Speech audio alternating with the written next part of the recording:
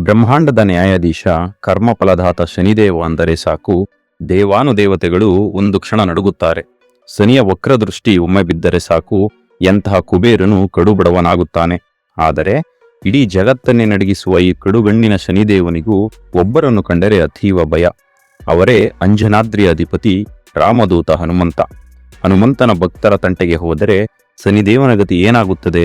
ಇವರಿಬ್ಬರ ನಡುವೆ ನಡೆದ ಆ ರೋಚಕ ಸಂಘರ್ಷದ ರಹಸ್ಯವೇನು? ಇವತ್ತು ನಾವು ಶನಿ ಮತ್ತು ಹನುಮಂತನ ನಡುವೆ ನಡೆದ ಅದ್ಭುತ ಒಪ್ಪಂದದ ಕಥೆಯನ್ನ ಅಚ್ಚರಿಯ ರೀತಿಯಲ್ಲಿ ತಿಳಿದುಕೊಳ್ಳೋಣ. ಅದು ತೇತ್ರಾಯುಗದ ಕಾಲ.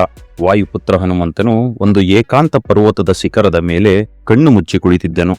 ಅವನ ಸುತ್ತಲೂ ರಾಮನಾಮದ ತರಂಗಗಳು ಮೊಳಗುತ್ತಿದ್ದವು. ಅದೇ ಸಮಯದಲ್ಲಿ ಗ್ರಹಗಳ ಸಂಚಾರದಂತೆ ಶನಿದೇವನು ತನ್ನ ವಕ್ರದೃಷ್ಟಿಯನ್ನು ಯಾರ ಮೇಲೆ ಬೀರಲಿ ಎಂದು ಹುಡುಕುತ್ತಾ ಅದೇ ಪರ್ವತಕ್ಕೆ ಬಂದಿಳಿದನು.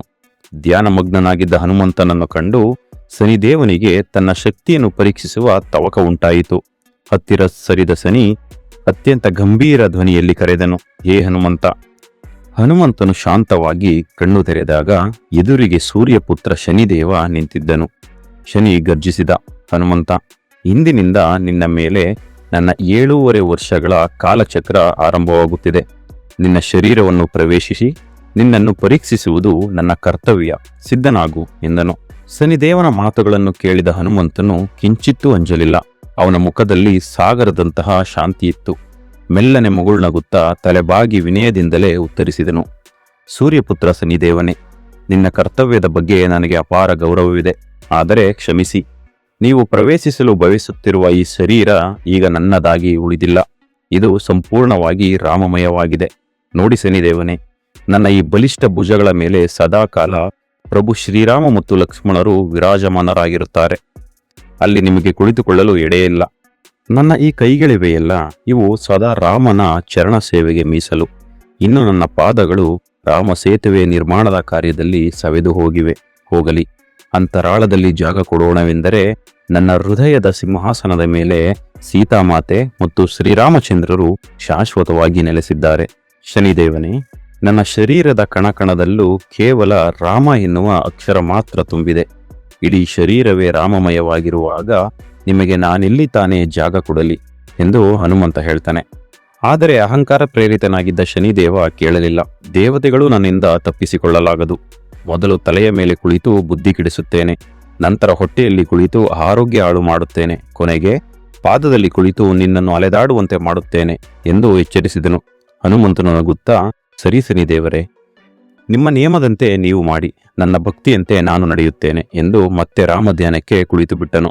ಶನಿದೇವನು ತನ್ನ ಅಹಂಕಾರದಿಂದ ಹನುಮಂತನ ತಲೆಯ ಮೇಲೆ ಏರಿ ಕುಳಿತನು. ಹನುಮಂತನಿಗೆ ತನ್ನ ತಲೆಯಲ್ಲಿ ವಿಚಿತ್ರವಾದ ಕೆರೆತ ಮತ್ತು ಅಸ್ಪಷ್ಟತೆ ಶುರುವಾಯಿತು.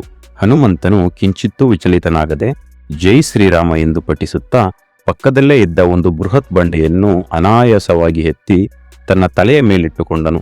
ಶನಿದೇವನಿಗೆ ಇದು ಸಾಮಾನ್ಯ ಅನಿಸಿತು. ಆದರೆ ಹನುಮಂತ ಅಷ್ಟಕ್ಕೆ ನಿಲ್ಲಲಿಲ್ಲ. ತನ್ನ ತಲೆಯ ಕೆರೆತವನ್ನು ಹೋಗಲಾಡಿಸುವ ನೆಪದಲ್ಲಿ ಮತ್ತೊಂದು ಅದಕ್ಕಿಂತ ದೊಡ್ಡದಾದ ಮಗದೊಂದು ಶಿಲೆಯನ್ನು ಎತ್ತಿ ಒಂದರ ಮೇಲೊಂದರಂತೆ ಹೇರಲಾರಂಭಿಸಿದನು. ಕ್ಷಣಾರ್ಧದಲ್ಲಿ ಹನುಮಂತನ ತಲೆಯ ಮೇಲೆ ಸಣ್ಣದೊಂದು ಬೆಟ್ಟವೇ ನಿರ್ಮಾಣವಾಯಿತು. ಬಂಡೆಗಳ ವಿಪರೀತ ಭಾರಕ್ಕೆ ಶನಿದೇವನ ಶರೀರ ನಜ್ಜುಗುಜ್ಜಾಗತೊಡಗಿತು. ಬಂಡೆಗಳ ಒತ್ತಡಕ್ಕೆ ಶನಿಯ ಪಂಚಪ್ರಾಣಗಳು ಗಂಟಲಿಗೆ ಬಂದವು. ನೋವು ತಾಳಲಾರದ ಶನಿದೇವನು ಕಿರಿಸಿದನು, ಹನುಮಂತ, ಸಾಕು ಮಾಡು. ಈ ಅತಮಾನುಷ ಭಾರವನ್ನು ತಡೆಯಲು ನನ್ನ ಕೈಯಲ್ಲಾಗುತ್ತಿಲ್ಲ. ದಯವಿಟ್ಟು ಈ ಬಂಡೆಗಳನ್ನ ಕೆಳಗಿಳಿಸು ಎಂದು ಶನಿ ಕೇಳಿಕೊಂಡನು. ಆದರೆ ಹನುಮಂತನು ಮುಗ್ಧನಂತೆ ನಗುತ್ತಾ, ಅಯ್ಯೋ ಶನಿದೇವನೇ, ನನಗೆ ಇನ್ನೂ ಕೆರೆತ ಕಡಿಮೆಯಾಗಲಿಲ್ಲ ಎನ್ನುತ್ತಾ ಪರ್ವತದಂತಹ ಮತ್ತಷ್ಟು ಕಲ್ಲುಗಳನ್ನು ಹೇರಿದನು. ಶನಿದೇವನ ಅಹಂಕಾರ ಮಣ್ಣು ಪಾಲಾಯಿತು. ವಿಲವಿಲ ಒದ್ದಾಡುತ್ತಾ ಶನಿದೇವ ಬೇಡಿಕೊಂಡನು, ಮಹಾಬಲಿ ಹನುಮಂತ, ನನ್ನನ್ನು ಕ್ಷಮಿಸಿಬಿಡು. ಇನ್ನು ಮುಂದೆ ನಾನು ನಿನ್ನ ಹತ್ತಿರವೂ ಸುಳಿಯುವುದಿಲ್ಲ. ದಯವಿಟ್ಟು ನನ್ನನ್ನು ಕ್ಷಮಿಸು ಎಂದು ಶನಿ ಬೇಡಿಕೊಂಡನು. ಶನಿದೇವನ ಪ್ರಾರ್ಥನೆಗೆ ಮಣಿದ ಹನುಮಂತನು ಬಂಡೆಗಳನ್ನು ಕೆಳಗಿಳಿಸಿದನು. ಬಂಡೆಗಳ ಭಾರದಿಂದ ಮುಕ್ತನಾದ ಶನಿದೇವನು ಕೆಳಗೆ ಬಿದ್ದನು. ಅವನ ದೇಹ ಜರ್ಜರಿತವಾಗಿತ್ತು. ದೈನ್ಯತೆಯಿಂದ ಶನಿ ಕೇಳಿದನು, ಏ ಹನುಮಂತ, ಈ ಬಂಡೆಗಳ ಭಾರದಿಂದ ನನ್ನ ಶರೀರವೆಲ್ಲ ಗಾಯಗೊಂಡಿದೆ. ಈ ಅಸಹನೀಯ ನೋವನ್ನು ಹೋಗಲಾಡಿಸಲು ನಿನ್ನ ಹತ್ತಿರ ಯಾವುದಾದರೂ ಎಣ್ಣೆ ಅಥವಾ ತೈಲವಿದೆಯಾ ಎಂದು ಕೇಳಿದನು. ಇದಕ್ಕೆ ಹನುಮಂತನು ಮುಗುಳ್ನಗುತ್ತಾ ಉತ್ತರಿಸಿದನು, ಸೂರ್ಯಪುತ್ರ ಶನಿದೇವನೇ, ನನ್ನ ಶರೀರದಲ್ಲಿ ಯಾವುದೇ ತೈಲವಿಲ್ಲ. ನಾನು ಈ ಬಂಡೆಗಳ ಭಾರದಿಂದ ನರಳುತ್ತಿದ್ದೇನೆ. ದಯವಿಟ್ಟು ಇದನ್ನು ನನ್ನ ಬಳಿ ಯಾವುದೇ ತೈಲವಿಲ್ಲ, ಆದರೆ ಒಂದು ದಿವ್ಯವಾದ ಉಪಾಯವಿದೆ ಕೇಳಿ. ಇಂದಿನಿಂದ ಯಾರು ನಿಮ್ಮ ವಕ್ರದೃಷ್ಟಿಯಿಂದ ಪಾರಾಗಲು ಬಯಸುತ್ತಾರೋ ಅಂತಹ ಭಕ್ತರು ನಿಮಗೆ ಎಳ್ಳೆಣ್ಣೆ ಅಥವಾ ಸಾಸಿವೆ ಎಣ್ಣೆಯಿಂದ ಅಭಿಷೇಕ ಮಾಡುತ್ತಾರೆ. ಅಷ್ಟೇ ಅಲ್ಲ, ಭಕ್ತಿಯಿಂದ ನಿಮ್ಮ ಮುಂದೆ ಎಳ್ಳೆಣ್ಣೆಯ ದೀಪಗಳನ್ನು ಹಚ್ಚುತ್ತಾರೆ. ಆ ದೀಪದ ಪ್ರಭೆಯು ನಿಮ್ಮ ಶರೀರದ ನೋವನ್ನು ಹರಿಸುವುದು ಮಾತ್ರವಲ್ಲದೆ ಆ ಭಕ್ತರ ಬದುಕಿನಲ್ಲಿರುವ ಕತ್ತಲೆಯನ್ನು, ಅಂದರೆ ಅವರ ದುಃಖ ಮತ್ತು ಸಂಕಷ್ಟಗಳನ್ನು ದೂರ ಮಾಡುತ್ತದೆ. ಇದಕ್ಕೆ ಪ್ರತಿಯಾಗಿ ನೀವು ಅಂತಹ ಹನುಮ ಭಕ್ತರಿಗೆ ಎಂದಿಗೂ ಕಷ್ಟಗಳನ್ನು ಕೊಡಬಾರದು ಎಂದು ಹನುಮಂತ ಹೇಳ್ತಾನೆ. ಈ ಮಾತಿಗೆ ಶನಿದೇವನು ಒಪ್ಪಿಗೆ ನೀಡಿದನು. ಅಂದಿನಿಂದಲೇ ಶನಿದೇವನಿಗೆ ತೈಲಾಭಿಷೇಕ ಮಾಡುವ ಮತ್ತು ಎಳ್ಳೆಣ್ಣೆಯ ದೀಪಗಳನ್ನು ಹಚ್ಚುವ ಸಂಪ್ರದಾಯ ಆರಂಭವಾಯಿತು. ಸ್ನೇಹಿತರೆ, ರಾಮಭಕ್ತಿ ಎಲ್ಲಿದೆಯೋ ಅಲ್ಲಿ ಶನಿಯ ಪ್ರಭಾವ ಶೂನ್ಯವಾಗಿರುತ್ತದೆ. ನಾವು ಹಚ್ಚುವ ಪುಟ್ಟ ಎಣ್ಣೆಯ ದೀಪದ ಹಿಂದೆ ಇಷ್ಟೊಂದು ದೊಡ್ಡ ಇತಿಹಾಸವಿದೆ ಎಂಬುದು ನಿಜಕ್ಕೂ ಅಚ್ಚರಿಯಲ್ಲವೇ? ಹನುಮಂತನ ಈ ಧೈರ್ಯ, ಶನಿಯ ಶರಣಾಗತಿಯ ಕಥೆ ನಿಮಗೆ ಇಷ್ಟವಾಗಿದ್ದರೆ ಈ ವಿಡಿಯೋಗೆ ಒಂದು ಲೈಕ್ ನೀಡಿ. ನಮ್ಮ ಅಚ್ಚರಿ ಚಾನಲನ್ನು ಸಬ್ಸ್ಕ್ರೈಬ್ ಮಾಡಿಕೊಳ್ಳಿ. ನಿಮ್ಮ ಅನಿಸಿಕೆಯನ್ನು ಕಮೆಂಟ್ ಮಾಡಿ ತಿಳಿಸಿ. ಮತ್ತೊಂದು ಇಂಟ್ರೆಸ್ಟಿಂಗ್ ಕಥೆಯೊಂದಿಗೆ ಮತ್ತೆ ಸಿಗೋಣ.